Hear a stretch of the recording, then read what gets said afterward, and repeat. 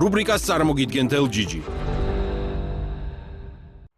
ESM-ის ლოგოზე ჯონათან ლივინგსტონი იყო გამოსახული. თოლია, რომელსაც გამორჩეულობა სურდა. როცა ამ საქმეს ვიწყებდით, გვჯეროდა, რომ საქართველოში ჰარვარდის ტიპის სასწავლებელს შევქმნიდით. მართალია ეს არ გამოვიდა, მაგრამ ძლიერი და გამორჩეული ბიზნეს სკოლა შეიქმნა. ნიკოლოზ მარკოზაშვილი. რუბრიკას წარმოგიდგენთ LGG.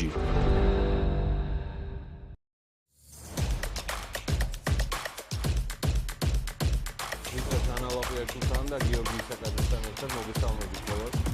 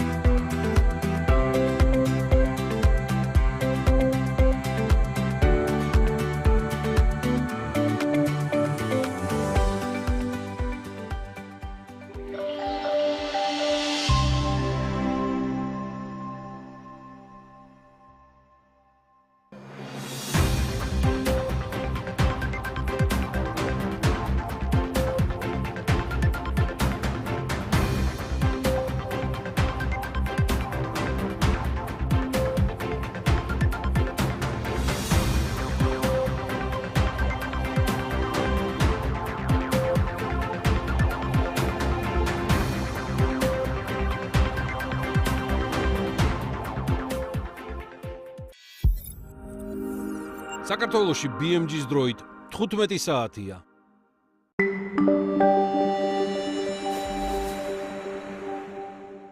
The checkpoint is presented by GM Pharma, the first international multinational pharmaceutical company in Georgia. GM Pharma, to serve those who need it most.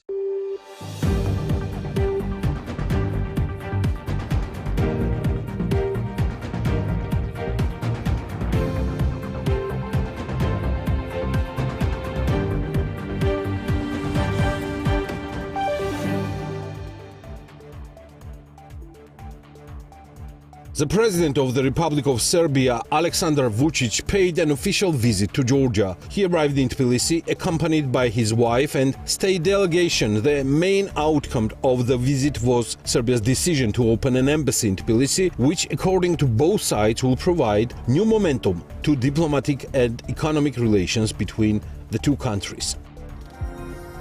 Following President Vučić's visit, Irakli traveled to Tajikistan with a government delegation where a total of 11 bilateral agreements and memorandums were signed. According to the Georgian government, the signed documents are intended to elevate economic and political cooperation between the two countries to a qualitatively new level.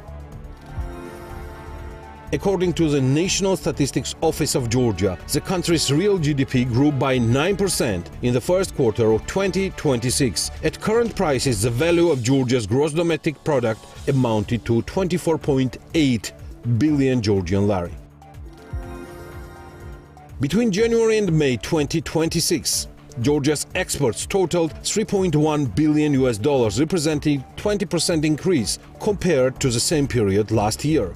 Passenger cars continued to account for the largest share of export. Also, exports in this category generally declined, while exports of petroleum products and ores increased significantly. The Monetary Policy Committee of the National Bank of Georgia kept the refinancing rate unchanged at 8.25%. The central bank noted that inflation showed signs of easing in May. It also stated that the prospect of a peace agreement in the Middle East has raised expectations that elevated petroleum product prices will gradually decline, reducing future inflationary pressure from this source.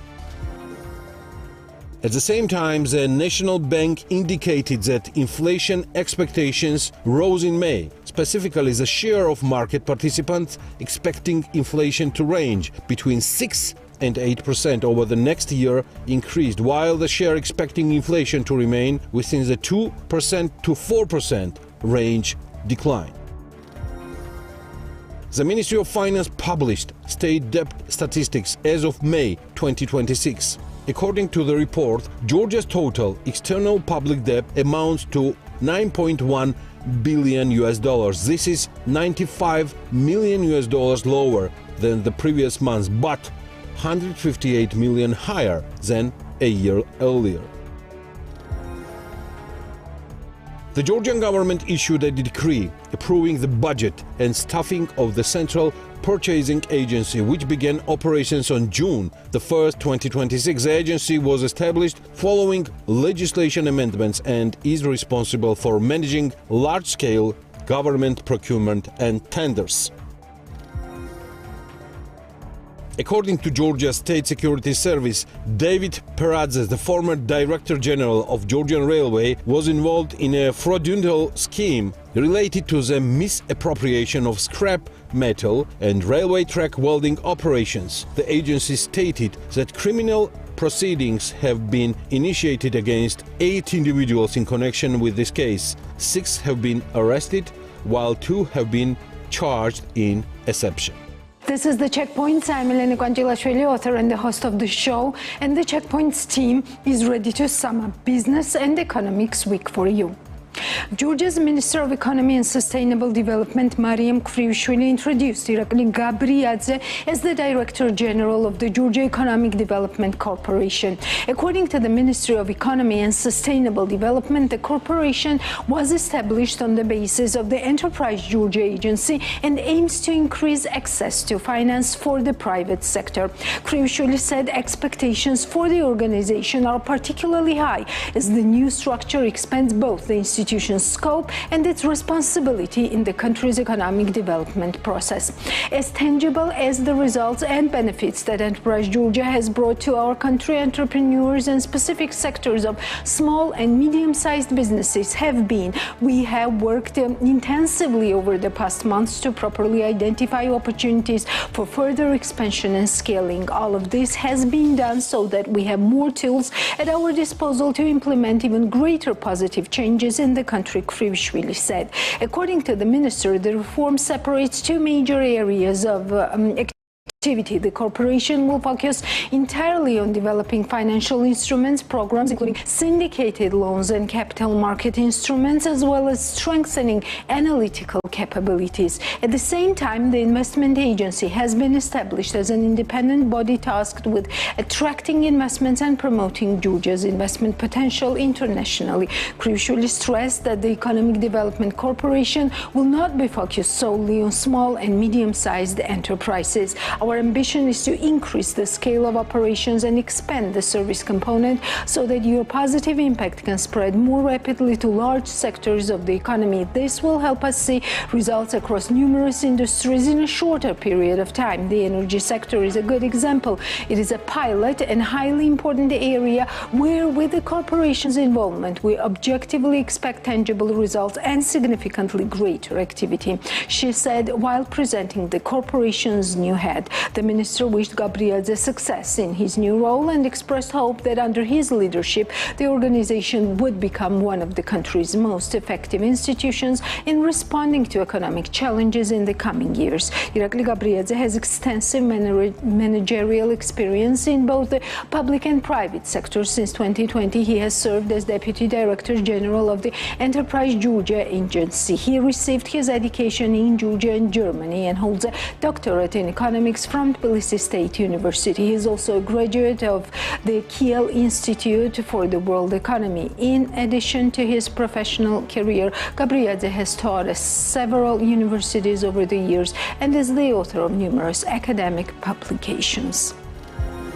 Georgia's total public debt stood at $9.1 billion as of May 2026, according to the data published by the Ministry of Finance. The figure is $95 million lower than in April, but $158 million higher year on year. Currency movements largely drove the monthly decline. During May, the euro, which accounts for roughly two-thirds of Georgia's external debt portfolio, depreciated against the US dollar, reducing the dollar value of outstanding debt. However, debt levels are expected to rise in June following the government's signing of a $373 million financing agreement with the World Bank on June 10 for the modernization of Georgian railway infrastructure and Kakheti Expressway project. The government also plans to secure a total of $751 million from the World Bank, Asian Development Bank, and Asian Infrastructure Investment Bank to support logistics and transport development.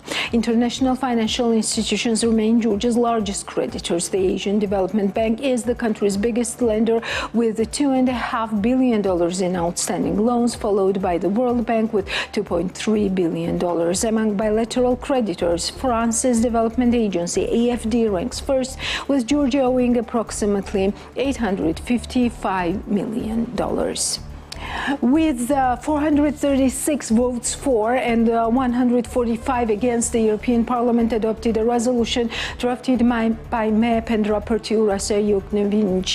According to the resolution, the European Parliament expresses its full solidarity with the Georgian people who continue their struggle for a European and democratic Georgia in the face of democratic backsliding, growing repression, unlawful arrests, relentless hostile rhetoric, disinformation and threats.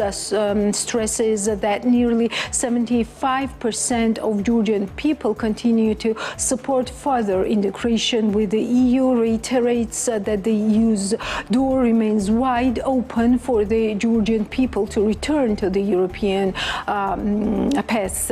It notes with deep disappointment the Georgian dream has not only suspended but effectively reversed Georgia's course of the European integration. Regrets the fact that there has been backsliding in the implementation of 9 priorities that were the conditions for granting Georgia candidate status, and highlights the inconsistency of the claims by Georgian Dream that EU integration remains the main priority, while at the same time its highest officials and government-affiliated media run and orchestrated and systematic campaign spreading manipulative Russian-style narratives, disinformation and conspiracy theories against the EU, its officials and diplomats. The resolution deplores the fact that since the rigged October 2 parliamentary elections, Georgian Dream has further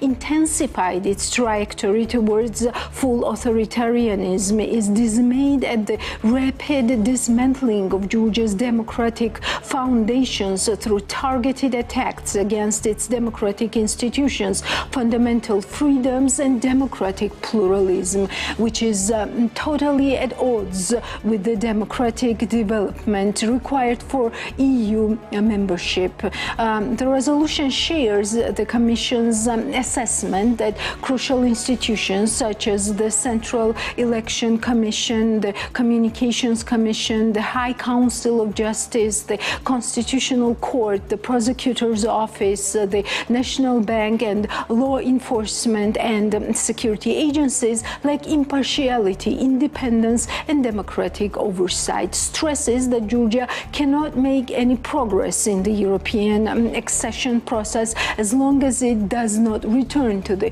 path of democratic reforms and guarantee free, fair, and competitive elections, protect the independence of official institutions, effectively address oligarchic control, and improve the protection of human rights and media freedom, reads the text. Based on the resolution, the EP stresses that targeted personal sanctions imposed by the EU and its member states against Bidzina Ivanishvili, key Georgian Dream leaders, judges, prosecutors, and other officials responsible for the continuous democratic backsliding in Georgia, electoral fraud, serious human rights violations, and the persecution of political opponents and activists, and against complicit owners of companies and media outlets linked to Georgian Dream would be an important instrument against impunity. Welcomes the fact that in the absence of unanimity at EU level, an increasing number of member states have introduced individual visa bans and other sanctions against Georgian officials, urges other member states to follow the suit. Now we move to the report by Mrs. Kugnevechigine. We move to the Amendment 1 by roll call. The vote is open.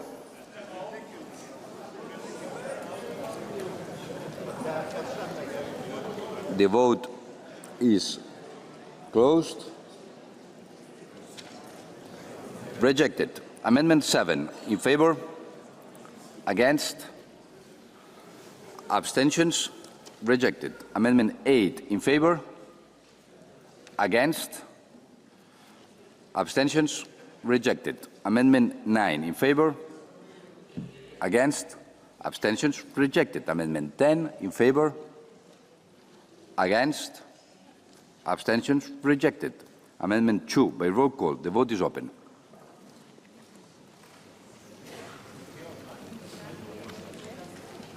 The vote is closed. Rejected. Amendment 11 in favor.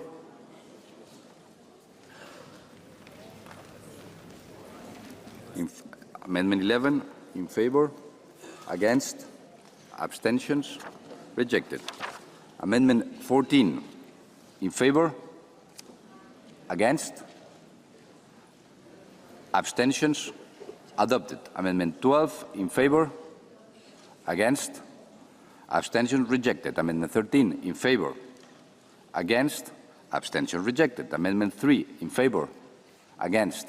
Abstention rejected. Amendment 4 in favor. Against. Abstention rejected. Amendment 5 against. In favor. Sorry. Amendment 5 in favor. Against. Abstentions rejected. Amendment 6 in favor. Against. Abstentions rejected. Now we vote the resolution as a whole by roll call. The vote is open.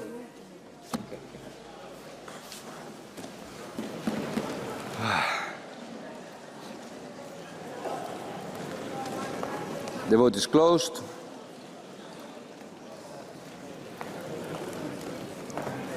Adopted. Dear Andrei, here you are, at long last. We have waited years for this moment, hoping, praying, and working for your release. It is so good to see you here in this house amongst your friends. On Tuesday, the 28th of April, the world breathed a sigh of relief as the first images reached us after 1,860 stolen days. More than 5 years of your life, you and 4 other political prisoners crossed onto Polish soil, safe, free, after all this time. You said that you felt 3 emotions that day: joy, joy, and joy. Andrei, so did we. You were arrested for telling the truth, for defending your community, for refusing to back down month after month, year after year. Lukashenko's regime tried everything to break you, and it failed. And through all those years, you never stopped standing for the freedoms that this House defends.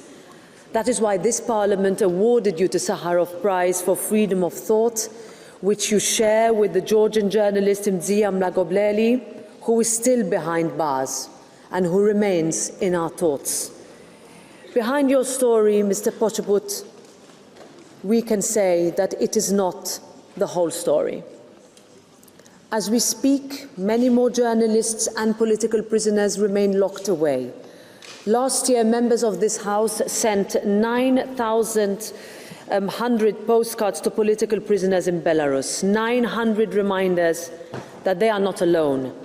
So today, from this chamber, we send a message loud enough to be heard through the walls of every prison cell in Belarus, in Georgia, in every country where the truth is stifled. You are not forgotten. Europe stands with you, and we will not stop until every last one of you is free. Georgia's Vice Prime Minister and Minister of Foreign Affairs, Maka Bochorishvili, spoke on the Imedi Live program about the European Parliament's recently adopted resolution on Georgia. According to the minister, although such documents are not legally binding, the Georgian side cannot completely ignore them as they contribute to shaping narratives aimed at harming Georgia's national interests. We have already seen that these resolutions have no real force and carry little significance. When this resolution and report were approved by the European Parliament's Foreign Affairs Committee, we issued our response. We paid attention to them for a very simple reason.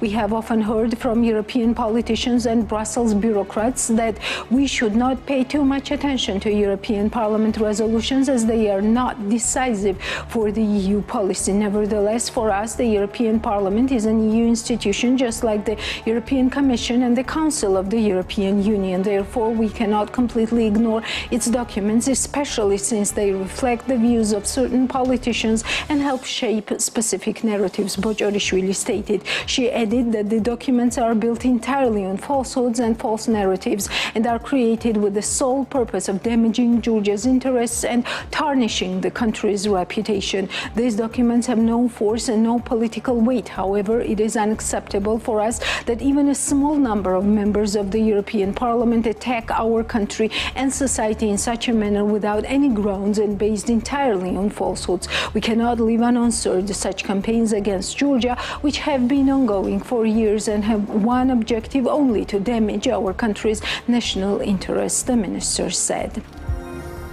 The Council of Europe Commissioner for Human Rights, Michael O'Flaherty, released today a memorandum asking the Georgian authorities to make progress in ensuring accountability for the disproportionate use of force against protesters and to reverse legislation curtailing freedom of assembly, association and expression in Georgia following his visit to the country in April 2026. The Commissioner welcomes a legislative proposal requiring all law enforcement personnel to wear visible identification numbers and calls for its prompt adoption and effective implementation. He acknowledges the recently announced criminal charges against 5 police officers for the use of disproportionate force against protesters and journalists in 2024 and early 2025. However, given that the public defender received ill-treatment reports from 360 protesters, the Commissioner is concerned about the substantial delays and the limited progress made to date. He underlines the importance of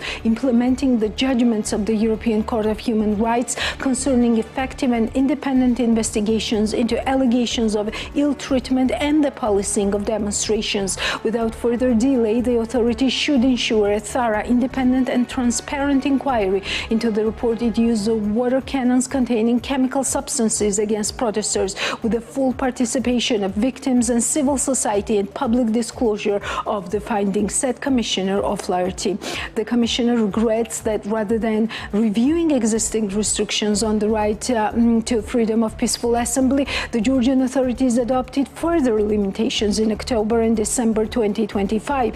These include a mandatory prior notification requirement for any assembly, including spontaneous protests, new police powers to restrict protesters from impairing road or pedestrian traffic, expanded administrative sanctions, and criminal liability for repeated protest-related administrative offences. These amendments significantly restrict the right to freedom of peaceful assembly and appear incompatible with the principles of necessity and proportionality enshrined in the European Convention on Human Rights, said Commissioner O'Flaherty. The Commissioner is concerned about the chilling effect of several laws relating to foreign influence on civil society organizations, human rights defenders, and journalists. I call for the repeal of the Foreign Agents Registration Law, which requires legal and natural persons to register as agents of foreign principal, and of the wide-ranging amendments to the law on grants, which prohibits CSOs from receiving foreign funding without official permission.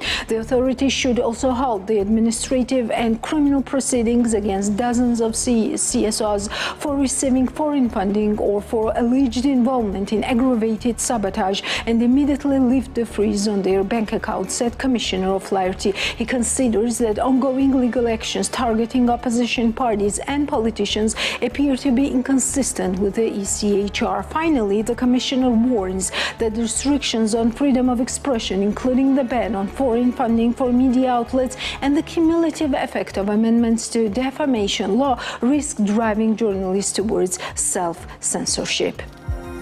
Nearly 4 in 5 Georgian households do not have enough savings to cover even 1 month of expenses if their income stops, according to a new survey by the Caucasus Research Resource Center, CRRC. The findings come from CRRC-Georgia's quarterly nationwide business Omnibus telephone survey, which interviewed 1,000 respondents. The survey's economic pulse component shows that only 23% of households have savings sufficient to cover at least 1 month of essential expenses. The research also found that households spend an average of 73% of their monthly income on essential costs, including food, rent, loan repayments, and utility bills. Just 27% of respondents said they could allocate more than half of their income to discretionary purchases. Financial flexibility was highest among young adults aged 18 to 34, employed individuals, and households earning more than 2,000 lari per month. Expectations regarding Georgia's economic outlook remain mixed. While 23% of respondents expect the economy to improve over the next year, an equal share said they were unable to predict future developments. Over the longer term, optimism remains stable and negative expectations decline, although uncertainty increases slightly. The survey also found a strong preference for locally produced goods, with most consumers choosing Georgian products when prices are equal. However, when imported products are cheaper, the likelihood of consumers choosing foreign goods rises by nearly 2.5 times. More on the economy this week in our short overview. Georgia's Ministry of Environmental Protection and Agriculture has completed a new state agricultural co-financing program set to launch on July 1. The ministry says the necessary legal acts will be published in the coming days as the final administrative procedures are completed. The program is fully developed and is now going through formal approval stages before replacing existing agricultural support mechanisms. Authorities say the new framework will become the main state support tool starting next month. A key change in the system is that investment projects will now be evaluated directly by the Ministry and Rural Development Agency rather than by banks and financial institutions. This shifts the initial screening rule from the banking sector to the state. Farmers will need to go through a 4-step process, including farm registration, electronic application submission, a business plan, and document upload. Under the new model, banks will no longer participate in the initial assessment of applications for state co-financing. Tbilisi City Hall has re-announced the tender for the rehabilitation of Rustaveli Avenue for the first time, increasing the project budget to nearly 20 million lari, up by 3.17 million lari compared to the previous attempt. The project is divided into three sections, from Basiki Street to Freedom Square, from Merani Shopping Center to Basiki Street, and from Tovelidze Street to Merani. Each segment saw a notable cost increase compared to the previous tenders. Previous attempts to launch the project have failed as no companies participate in the bids. Earlier tenders also fluctuated significantly in value, ranging from 28 million lari initially down to 12.3 million lari in February and later up to around 17 million lari in April. City officials say construction is still planned to begin as soon as possible, although earlier timelines targeting a May start and completion by the new school year were not met due to repeated tender cancellations. Deputy Economy Minister Tamar Yoseliani says the result of reforms at Georgian Railway are already visible, with the company's net profit roughly doubling in 2025 to 152.7 million lari from 68.2 million lari a year earlier. She attributes the improvement to more efficient management and ongoing modernization plans. Despite a 5.5% drop in revenues to 612.4 million lari, driven mainly by a 3% decline in freight volumes, the company still posted significantly higher profits. Total cargo transported fell to 13.3 million tons in 2025, reflecting weaker freight performance. The main driver of profit growth was financial rather than operational. Georgian Railway recorded a 56.4 million lari foreign exchange gain linked to its 500 million USD euro, compared to 55.7 million lari loss a year earlier due to currency depreciation. Lower operation costs for energy, fuel and material also supported results. Looking ahead, the company plans major investments, including the purchase of 50 locomotives and 1,500 wagons worth over 1 billion lari. At the same time, staffing fell to 10,719 employees, while average salaries increased by 12.2% to 1,829 lari. The total volume of monetary remittances received by Georgia in May 2026 reached 339 million USD, representing a year-on-year increase of 7.1% or 22.4 million USD compared with the same period in 2025. The National Bank of Georgia has published the figures. According to the statistics released by the National Bank, the largest share of remittances in May originated from European Union member states, accounting for 43.7% of total remittances, equaling to 148.4 million USD, with annual growth standing at 6%. Among EU countries, Italy, Germany and Greece contributed the most significant share of overall remittance flows. The upward trend in the remittances from United States and Israel also continued. In May, year-on-year growth from United States stood at 8.1%, while remittances from Israel rose by 22.7%, amounting to 63.9 million USD and 29.3 million USD respectively. In May 2026, outbound transfers from Georgia to abroad totaled to 37 million USD, which is 5.1% higher than in the figures recorded in May 2025, the National Bank statement notes.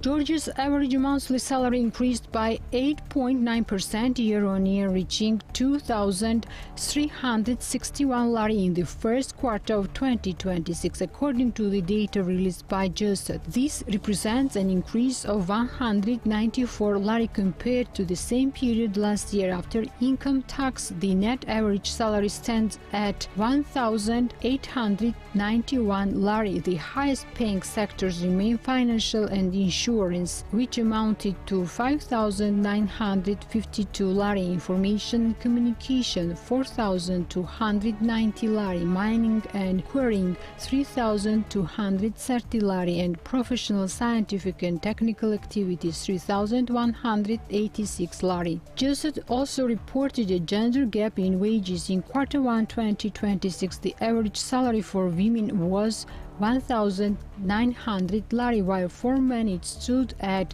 2,836 lari. Both figures increased by around 9% year-on-year, but men's salaries remained significantly higher across nearly all sectors. Georgia has introduced a new regulation for the practical driving test effective from June 15, marking the second stage of its licensing exam, the city driving test, more flexible for candidates. The changes were approved by Ministry of Internal Affairs. Under the previous system, candidates automatically failed if they accumulated more than 12 minor errors. The new rules increased the limit to 15 minor mistakes before a test is considered failed. The updated framework also changes examiner-candidate interaction. Examiners must now allow candidate time to correct certain mistakes, especially those related to safety checks such as seatbelt use, mirror seat position, and engine start procedures. Additional rules include verbal prompts from examiners and revised procedures for documenting errors only if candidates fail to correct them after instruction. Other reforms, including new test routes and booking system updates, had been introduced earlier. Each resident of Georgia consumed an average of 166 eggs, 60 kilograms of potatoes, 48 kilograms of corn, and 16 kilograms of beef in 2025, according to Geostat's publication Agriculture of Georgia 2025. The report highlights that food security remains a challenge as Georgia continues to rely heavily on imports for several key food products. While domestic production fully or largely meets demands in some categories, self-sufficiency levels remain low in others.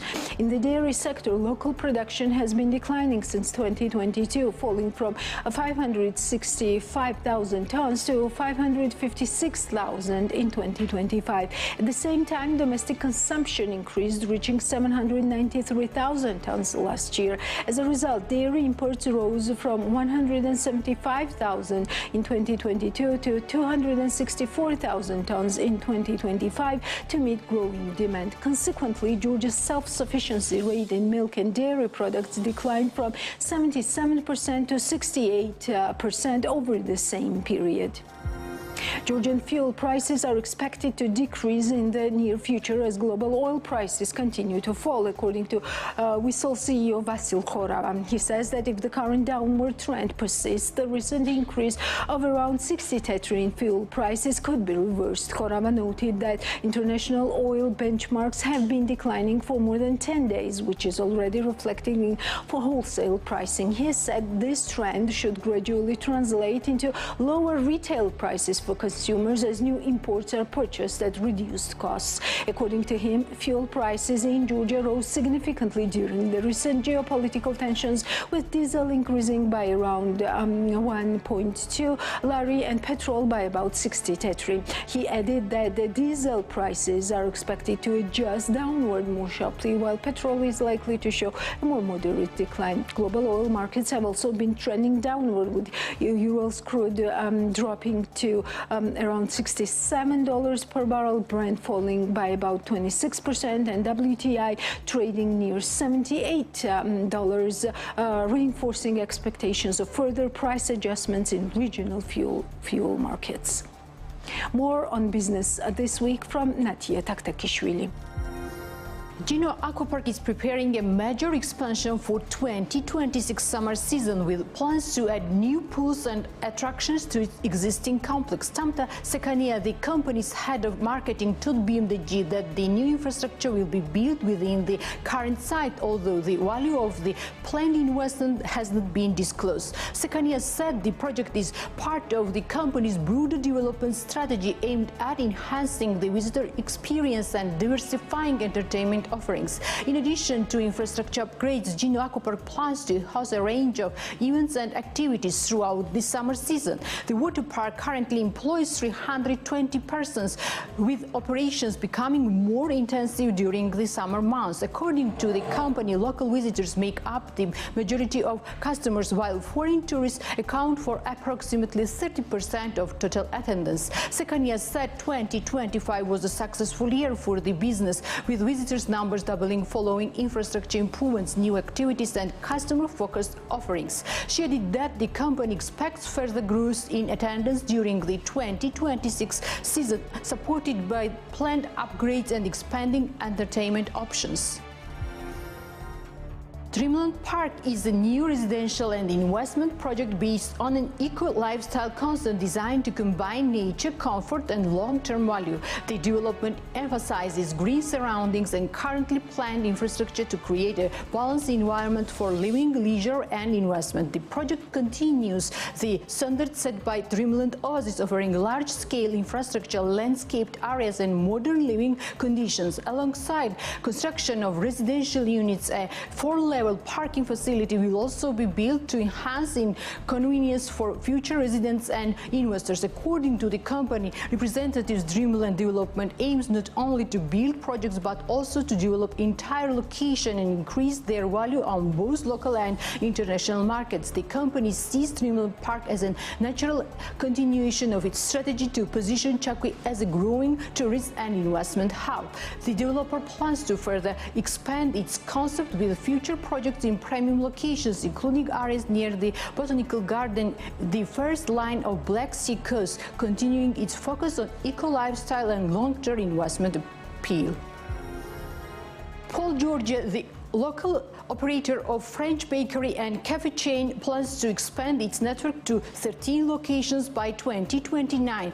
Chairman Zaza Mikadze says the brand was introduced to Georgia after they became familiar with the concept during visit to Paris in the 1990s. The company's first Pole outlet opened in 2016, following nearly 2 years of franchise negotiations and preparations. Mikadze noted that the previous experiences in the food and beverage sector helped facilitate the launch of the international brand in Georgia. Pole currently operates 9 locations and plans to add 4 more over the next 3 years, including expansion into Western Georgia. The company serves a brand customer base and maintains strict quality standards with many products sourced from France. According to Mikadze, Pole has helped popularize breakfast and cafe culture in Georgia, particularly through products such as croissant, while establishing a strong position in the country's growing bakery and cafe market.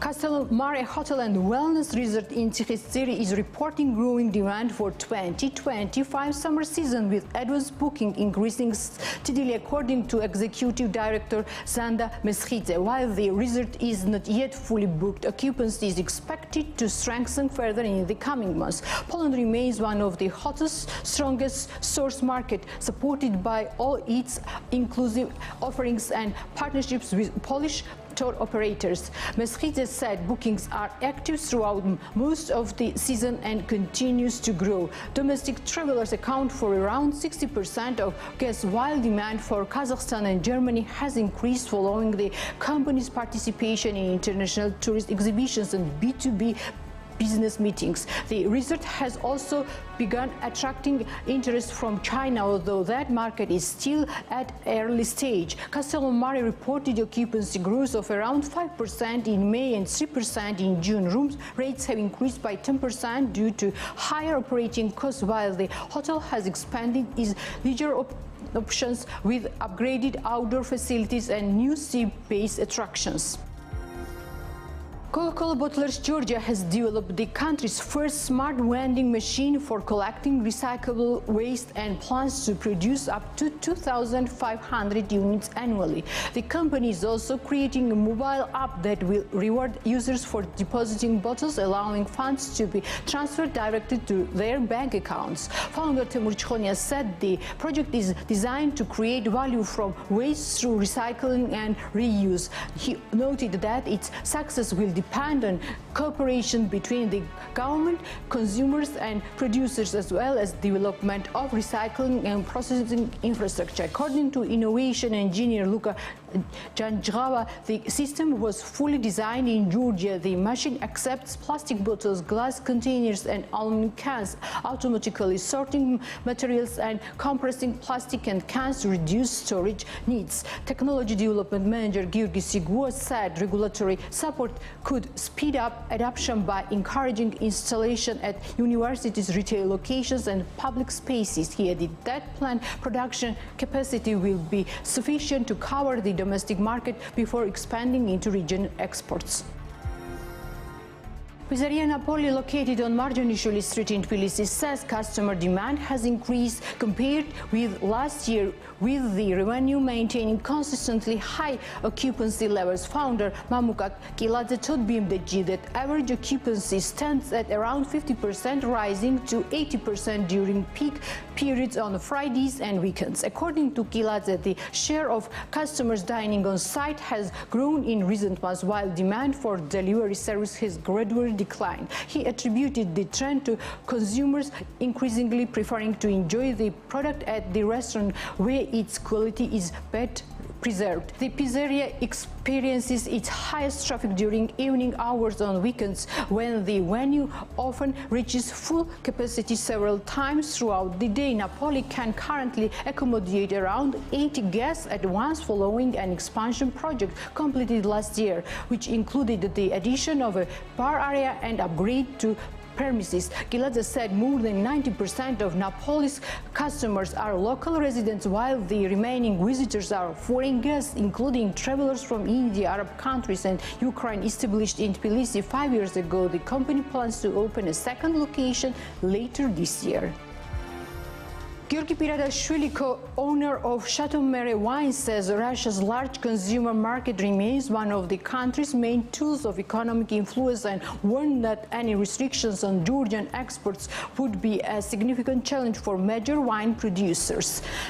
Speaking on BMG TV, Gabriadze commented on reports by businessman Mamuka Pipia that the growing list of Georgian companies could face export bans in Russia. According to Pipia, the restrictions might be introduced this year and could target business involved in financing anti-Russia activities in Georgia. Gabriadze said his company exports relatively small volume to Russia, up to 10,000 bottles annually, through a partner focused on HoReCa segment, but noted that a market closure would have a much greater impact on large producers and exporters that rely heavily on Russian demand. He urged that the Georgian wine industry should continue expanding into alternative markets, including United States, Western and Eastern Europe. Russia has always been a large but highly risky and unreliable market, Gabriadze said, adding that Georgian products could focus their resources on developing more stable export destinations. He also noted that he had not previously heard information about the potential list of companies facing restrictions.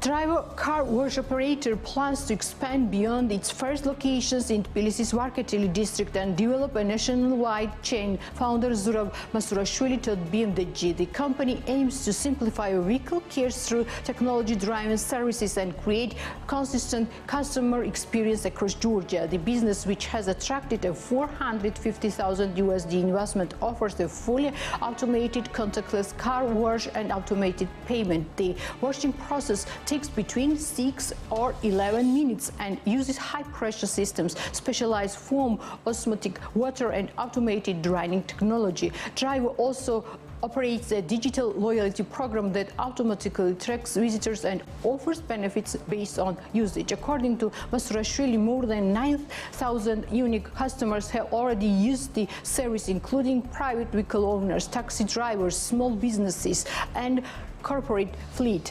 Driver currently employs 13 people and is exploring both new branch operations and franchise opportunities as part of its expansion strategy.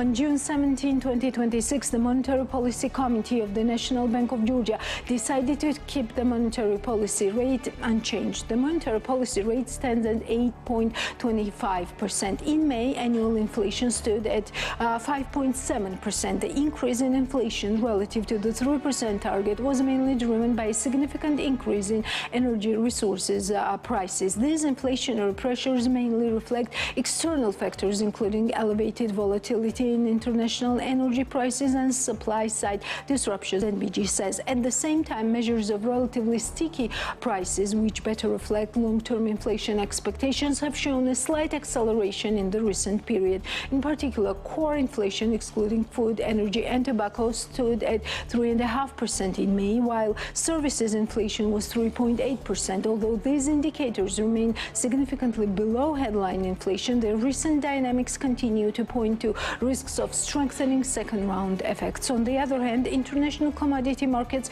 have recently experienced a notable correction in energy prices amid growing optimism regarding the prospect of a peace agreement between the U.S. and Iran. International oil prices have declined significantly from their peak levels, NBG says. This is consistent with the NBG central scenario. In particular, the central scenario assumed that strong pressure on inflation caused by the external shock would occur in the second quarter of this year, after which its impact would gradually ease. Therefore, according to the central scenario, inflation will continue its downward tendency from the second quarter of 2026 and will average 4.9% in 2026 and will gradually return to the target in the medium term. Economic activity remains strong, NBG tells us. The economy grew by 6.2% in April 2026, while average growth in the first 4 months of the year reached 8.3%. Notably, high productive sectors remain a key driver of economic growth, according to NBG analysis, partially offsetting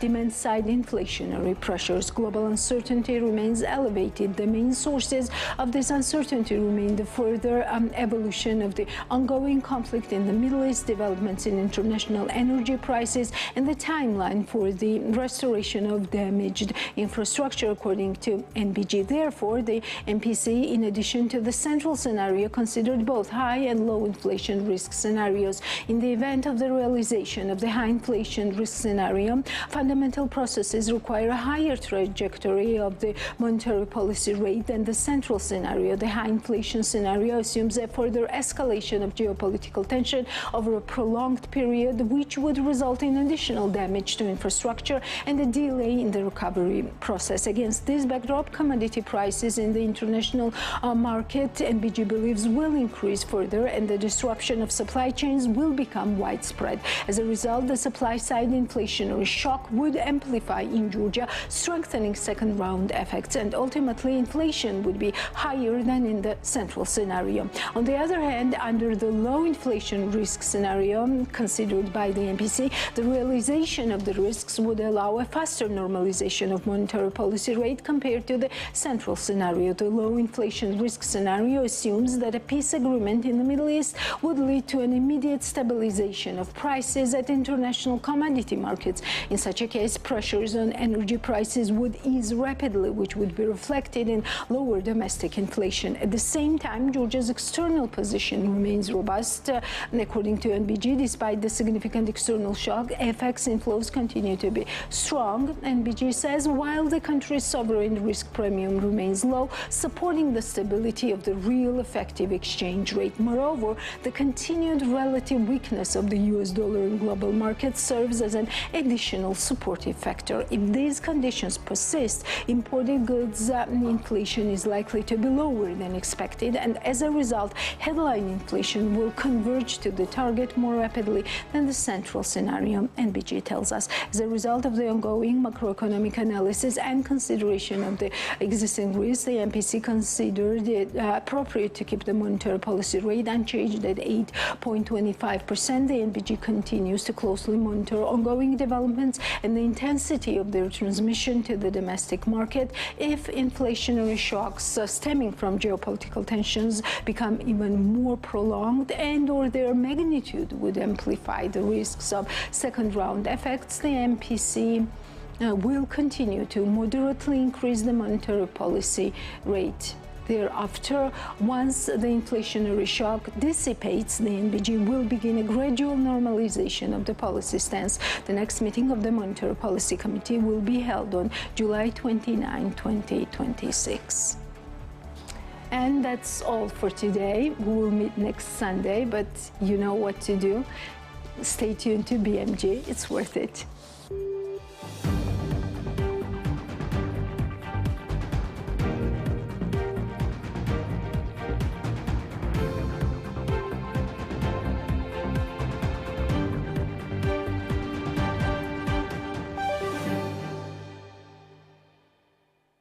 The Checkpoint is presented by GM Pharma, the first international multinational pharmaceutical company in Georgia. GM Pharma, to serve those who need it most.